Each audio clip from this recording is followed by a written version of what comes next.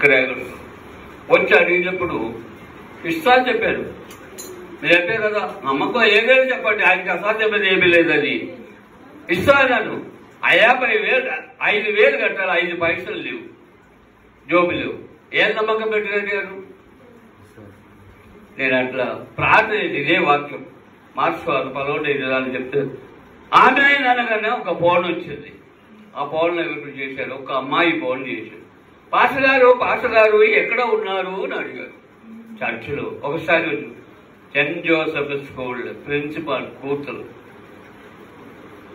అంటే ముందు స్కూల్ కట్టినప్పుడే తెలుసు. ఒకసారి వచ్చి వెళ్ళమని ఇంత డబ్బు తీసి నా చేతిలో పెట్టావు. నేను భయపడ్డావు.